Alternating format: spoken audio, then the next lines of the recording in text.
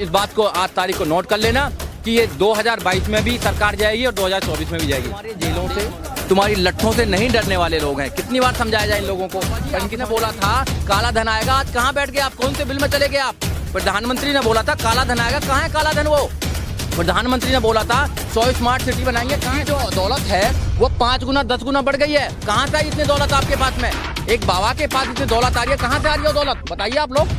तो उनकी जो बात है वो सरकार के प्रवक्ता हैं और ऐसे प्रवक्ता को ठीक किया जाएगा जब सरकार अच्छी होगी। अच्छे लोग सड़क पर कील गाड़ के इन्होंने साबित कर दिया है कि जो सरकार का ताबूत है, आखिरी कील गाड़ने का काम किया इसमें इन्होंने, सरकार ने। इनका तो डिब्बा बांध देगी सरकार। ये जो देश है, देश की जनता इनका डिब्बा बांधेगी। देश की जनता तैयार होगी पूरे देश के अंदर।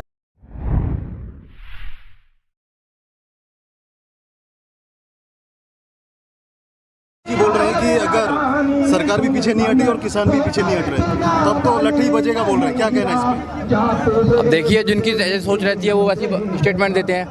अगर आपको देश की जनता पर लठ बजाना है तो देश की जनता तो तैयार है। आपने मजदूरों पर लठ बजाया। जब इस देश में लॉकडाउन लगा तो देश की जो पुलिस है उसने मजदूरों पर लठ बजाने का काम किया। अब जो ये कह रहे हैं रामदेव जी लठ बजाएंगे, तो रामदेव जी भी सरकार की भाषा कर रही है। ये ठोको वाली सरकार जो है ये लोगों को लठ से डराना चाहती है, FIR से डराना चाहती है। कितनी बार सरकार को बताया जाए कि ये जो लोग हैं, किसान जो हैं, ये अन्न उगाने का काम करते हैं। ये तुम्हारे जेलों से, तुम्हारी लट्ठों से नहीं डरने वाले लोग हैं। कितनी बार समझाया जाए इन लोगों को, पर इनकी समझ में नहीं आता।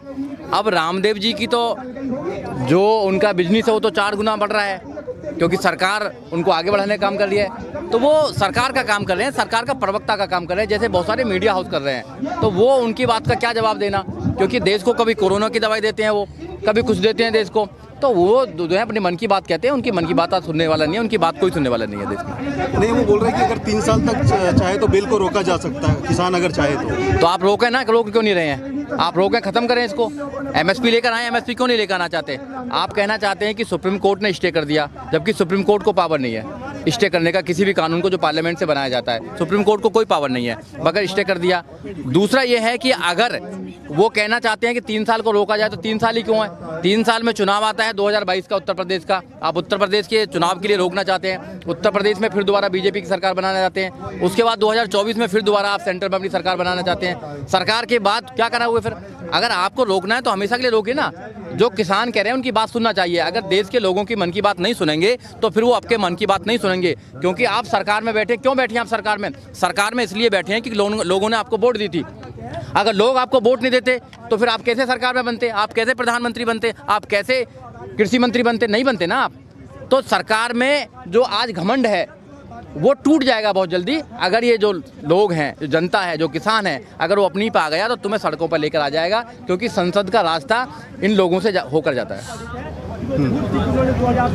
अच्छा, प्रधानमंत्री ने अनुपम खेर को भी खत लिखा है और तारीफ की उनकी किताब। अब देखिए, प्रधानमंत्री तो कहीं भी चले जाते हैं, पर किसानों तक आने का उनका टाइम नहीं है। अगर कोई लड़का पैदा होता तो हॉस्पिटल में चले जाते हैं, किसी की किताब लिखते हैं तो खत लिखते देते हैं, कहीं भी चले जाते हैं प्रधानमंत्री जी। सब जगह जाने का उनका टाइम है, सेल्फी लेने का टाइम है, उनको अपने शूटिंग कराने का टाइम है, मगर किसानों से बात करने का उन पर टाइम नहीं है। इट मीन्स कि वो किसानों से प्यार नहीं करते हैं, क्योंकि किसान इस देश के अंदर अन्न उगाता है। आज भी देश के अंदर 19 करोड़ लोग रात को भूखे सोते हैं। 19 करोड़ लोग रात को भूखे सोते हैं। किसान है, अगर किसान खेत ही नहीं उगाएगा, खेत में अन्न पैदा नहीं करेगा, तो ये देश कहाँ जाएगा? भूखमरी में ये देश चला जाएगा। तो किसान तो देश को बचाने का काम कर रहे हैं। जो देश को लूट कर लेके जाने का काम कर रहे हैं, प्रधानमंत्री उनकी वकालत करने का काम करते हैं। आप बताइए कौन लोग देश को लूट कर ले गए? वो लोग देश को लूट कर ले गए जो प्रधानमंत्री के आसपास के लोग हैं, जो प्रधानमंत्री के दोस्त हैं, वो देश को लूट कर ले गए हैं। तो ये देश को लूट रहे हैं, देश को प्राइवेट कर रहे हैं, ये रेल को बेच रहे हैं, भेल को बेच रहे हैं, सबको बेच रहे हैं, सबको बेचने का काम कर रहे हैं जी। सर एक सवाल है मेरा कि ठीक है जो भी कुछ हो रहा है, लेकिन सर एक सवाल है कि किसान भाई जो हैं इतने दिनों से प्रदर्शन कर रहे हैं, लेकिन जो फसल को नष्ट कर रहे हैं, क्या आप मैसेज देना चाहते हैं? नहीं, मैंने पहले भी बोला था, हमें फसलों को नष्ट नहीं करना चाहिए। मैं उसके विरोध में, मैं उसके खिलाफ हूँ, क्योंकि हम अन्न को ख़राब नहीं करना चाहिए। क्योंकि पहले ही हमारे देश के अंदर बहुत लोग भूखे सोते हैं। अन्न को किसी भी हालत में ख़राब नहीं करना चाहिए। किसी इंसान ने अगर करा है तो ऐसा नहीं करना चाहिए। मेरी आपके चैनल के माध्यम से देश के लोगों को ये अपील है कि आप अन्न को बर्बाद मत करो, क्योंकि एक व्यक्ति ऐसा है रात को जो भूखा सोता है, कम से कम वो अन्न उसके पास चला जाएगा तो वो भूखा नहीं सोएगा। जो 19 करोड़ लोग रात को भूखे सोते हैं, अगर अन्न उनको मिलेगा तो शायद वो भी भूखा नहीं सोएंगे। क्योंकि एक दिन अगर कोई भूखा रहता है तो उसको पता लगता है भूख क्या होता है, क्योंकि जो गरीब इंसान है वो भूख का मतलब समझता है। तो इसलिए अन्न को बेकार मत करो। हमारा आंदोलन जो है वो कानूनों के खिलाफ है, हमारा आंदोलन सरकार के खिलाफ है, हमारा आंदोलन अनजस्टिस के खिलाफ है। हमारा आंदोलन ये नहीं है कि अपने आप को खेती को बिगाड़ा जाए, हमारा आंदोलन संविधान के अंदर में हमारा आंदोलन है और आंदोलन सफल है। 95 डेज हो गए हैं, आज 95 दिन हो गए सफल चलते चलते। इन्होंने 26 तारीख को उन्होंने कहा कि भाई ये आंदोलन को ख़राब कर दिया जाए। ये चलेगा जब तक चलेगा, क्योंकि परंपरा रही है देश की, आंदोलन से बड़े बड़े काम किए गए हैं। जब आंदोलन से देश को आज़ाद किया जा सकता है तो इन लोगों से क्यों नहीं हम अपने अधिकार ले सकते हैं, अपने अधिकार लेकर मानेंगे। लेकिन सर आंदोलन जब भी कोई बड़ा आंदोलन होता है, सत्ता परिवर्तन होता है, हाँ। जैसे जेपी आंदोलन की बात कर रहे हैं, अभी रिसेंटली जो अन्ना आंदोलन जो हुआ था उसके बाद भी सत्ता परिवर्तन हुआ है। किसान भाई लगातार 3 महीनों से बैठे हुए, क्या लगता है इस बार भी सत्ता परिवर्तन होगा? बिल्कुल 100% होगा। आपने बिल्कुल अच्छी बात कही है, सत्ता परिवर्तन होना चाहिए। क्योंकि अगर किसी व्यक्ति को ये लग जाए कि मेरे बिना ही देश में कुछ नहीं हो रहा है, आप देखिए जब एक प्रधानमंत्री को लग जाए कि मैं ही प्रधानमंत्री हूं, मैं उनको बताना चाहता हूं कि इस देश में पहले भी सरकार आई है, पहले भी प्रधानमंत्री रहे, इनसे ज़्यादा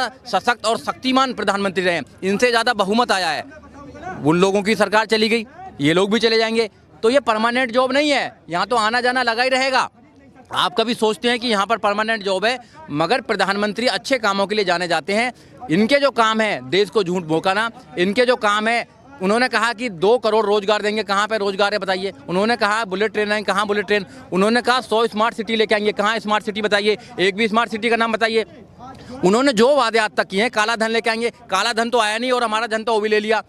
और अन्ना हजारे का जो आंदोलन हुआ वहाँ से एक बड़ी परिवर्तन हुआ, तो यहाँ से परिवर्तन क्यों नहीं हो सकता? परिवर्तन होगा, डेफिनेटली परिवर्तन होगा। और रामदेव जी ने कहा कि भैया आपको 35 रुपये लीटर पेट्रोल चाहिए या 70 रुपये पेट्रोल चाहिए। अब 100 से भी ऊपर हो रहा, तो अब कहाँ है वो? अब कहते हैं कि नहीं, पेट्रोल को ज़्यादा होगा तो देश को फ़ायदा होगा। उनका जो व्यापार है वो बहुत आगे बढ़ रहा है। तो इन लोगों को समझना पड़ेगा, इनकी नीति और नीयत में अंतर है, आपको समझना पड़ेगा। प्रधानमंत्री अपने मन की बात कहते हैं, लोगों के मन की बात नहीं सुनते हैं। जो राजा लोगों के मन की बात नहीं सुनता है, जो प्रधानमंत्री लोगों के मन की बात नहीं सुनता है, लोग उसके मन की बात सुनना बंद कर देंगे। और आने वाले समय में आप लिख लेना, आप आज इस बात को, आज तारीख को नोट कर लेना कि ये 2022 में भी सरकार जाएगी और 2024 में भी जाएगी। देश में बदलाव होगा। पेट्रोल और डीजल की बात कर रहे हैं सर, एक सवाल है मेरा कि जब भी चुनाव आने को होते हैं ऑटोमेटिक जो है इनके पेट्रोल और डीजल का दाम कम हो जाते हैं। हाँ। लेकिन इस समय दिन प्रतिदिन बढ़ता जा रहा है, कैसे आप देखते हैं, क्यों बढ़ा जा रहा है? देखिए ये तो सरकार की चाल होती है। सरकार जो देश के लोग हैं उनको समझते हैं कि इन पे कुछ नहीं आता, क्योंकि पहले तो एजुकेशन नहीं देते हैं। ज़्यादातर लोग जो हैं अशिक्षित लोग हैं भारत के अंदर, तो अशिक्षित लोग जो हैं वो भारत की पॉलिसी जो है, जो देश की पॉलिसी है उसके कारण है। क्योंकि फंडामेंटल राइट्स है, आर्टिकल 21A कहता है 6 साल से लेकर 14 साल तक के बच्चों को फ्री एंड कंपलसरी एजुकेशन दी जाएगी। तो हमारे लोगों को जो गाँव में रहते हैं उनको एजुकेशन नहीं जाती। अगर मैं एजुकेटेड नहीं होता तो मैं शहर में नहीं आता, मैं भी कहीं गाँव में होता। अगर मेरे को एजुकेशन मिली है, आप लोगों को एजुकेशन मिली है, तो आज आप दुनिया में अपनी हमारी बातों को पहुंचाने का काम करते हैं। तो वो जो उनका वो दोहरा चेहरा है कि जब चुनाव आते हैं जब तो वो कम कर देते हैं और उसके बाद में वो इतना ज़्यादा तेज उसको बढ़ा देते हैं, उसके प्राइस राइज कर देते हैं कि वो जनता के पैसे को लूटना चाहते हैं, जनता को खून को चूसना चाहते हैं। सर पेट्रोल डीजल को लेकर के जो प्राइस बढ़ी है, इसमें एक बयान आया है कि ठंडी के दिनों में ये बढ़ गया है, हाँ। धीरे धीरे कम हो जाएगा ठंडी की वजह से। क्या कहेंगे? नहीं देखो, इससे ठंडा लेने से क्या लेना, ये तो टैक्स के ऊपर डिपेंड करता है कि कितना तुम टैक्स लगा रहे हो। उस पर टैक्स के ऊपर डिपेंड करता है। अगर तुम टैक्स कम करोगे तो उसके रेट कम हो जाएंगे। मगर ये लोगों से टैक्स लेना चाहते हैं, लोगों को टैक्स के माध्यम से लूटना चाहते हैं। और जो राजा ज़्यादा से ज़्यादा टैक्स लगाता है जनता पे, वो जनता का खून चूसता है। जनता को कुछ दे रहे नहीं है। उन्होंने कहा कि पेट्रोल सस्ता हो जाएगा, उन्होंने जो वादे किए, उन्होंने कहा गैस सस्ती हो जाएगा, गैस देखिए 800 रुपये हो रही है। उन्होंने जो भी वादे देश से किए हैं वो झूठे वादे किए हैं। तो देश ने मन बना लिया है, जनता ने मन बना लिया है, किसानों ने मन बना लिया है, नौजवानों ने मन बना लिया है, देश की ज़्यादातर लोगों ने मन बना लिया है कि ये सरकार नहीं चाहिए हमको। अगर ये सरकार रहेगी तो आपको कुछ नहीं दे पाएगी। ये भाइयों में अंतर कर रही है, भाइयों में ये नफरत फैलाने का काम कर रही है, रॉयट्स कराने का काम कर रही है, नफरत फैलाने का काम कर रही है। ये कह रहे हैं कि कानून में काला या सफेद कुछ नहीं होता, लोगों की नीयत खराब होती है। नहीं देखो, बाबा रामदेव के बारे में क्या बात करना। बाबा रामदेव को तो अपना बिजनेस चलाना है, उनको तो वो देश के लिए नहीं सोच रहे हैं, वो अपने बिजनेस के लिए सोच रहे हैं। जब वो कहते थे इस देश के अंदर काला धन आएगा, काला धन आएगा, काला धन आएगा, काला धन तो आया नहीं, उनका धन बहुत ज़्यादा हो गया। उनका धन बहुत ज़्यादा हो गया। अब लोग पूछे ना उनके कि बाबा जी आपने बोला था काला धन आएगा, आज कहाँ बैठ गए आप, कौन से बिल में चले गए आप? प्रधानमंत्री ने बोला था काला धन आएगा, कहाँ है काला धन? वो प्रधानमंत्री ने बोला था 100 स्मार्ट सिटी बनाएंगे, कहाँ है स्मार्ट सिटी? आपकी जो दौलत है वो 5 गुना 10 गुना बढ़ गई है। कहाँ से आई इतनी दौलत आपके पास में? एक बाबा के पास इतनी दौलत आ रही है, कहाँ से आ रही है वो दौलत, बताइए आप लोग। तो उनकी जो बात है वो सरकार के प्रवक्ता हैं, और ऐसे प्रवक्ता को ठीक किया जाएगा जब सरकार अच्छी होगी, अच्छे लोगों की सरकार आएगी तो ऐसे लोगों का भी हिसाब लिया जाएगा। सर, दूध का दाम भी बढ़ाने की बात कर रहे हैं किसान नेता। नहीं बढ़ाना चाहिए, बिल्कुल, क्यों नहीं बढ़ाना चाहिए? दूध इस देश में 50 रुपये लीटर है और गाय का पेशाब जो 90 रुपये लीटर है। आप बताइए ना, क्यों नहीं बढ़ाएंगे? तो दूध अच्छा है इस देश में, क्या है? दूध तो 100 रुपया 200 रुपये लीटर करना चाहिए, क्यों नहीं करना चाहिए? बढ़ना चाहिए बिल्कुल। पानी कितने? पानी 80 रुपया लीटर है, पानी भी 80 रुपया लीटर मिलता है। आप जाइए 5 स्टार होटल में जाइए, आप देख लीजिए। अब तो दूध का रेट बढ़ना चाहिए। किसान बढ़ाना चाहते हैं तो कोई प्रॉब्लम नहीं है। जो आलू 20 रुपये किलो मिलता है वो आलू 300 रुपये चिप्स में मिलता है। आप जैसे आलू को किसान से लेते हैं तो किसान, ये कानून क्यों बनाए जा रहे हैं? कानून इसलिए बनाए जा रहे हैं क्योंकि जो कॉर्पोरेट है वो किसानों के अंदर घुस जाए और किसानों की जो ज़मीन है उस पर अपने अकॉर्डिंग खेती कराए। अपने अकॉर्डिंग खेती कराएंगे तो फिर उसमें अकॉर्डिंग बेचने का काम करेंगे।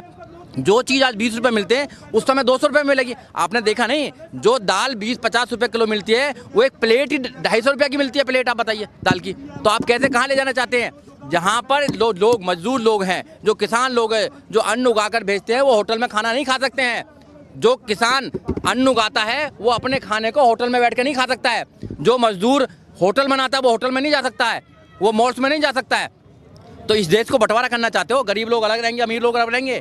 अरे इस देश का जो संविधान है कितना खूबसूरत संविधान है, सबको अधिकार मिला हुआ है इस देश के अंदर। आप कैसे बंटवारा कर सकते हैं? अरे मेरी ज़मीन है, मेरे को अधिकार होना चाहिए, मैं क्या बोलूँगा, क्या बोऊँगा, क्या नहीं बोऊँगा, क्या खाऊँगा नहीं क्या खाऊँगा, आप सब कुछ डिसाइड करेंगे क्या? आप कौन हैं?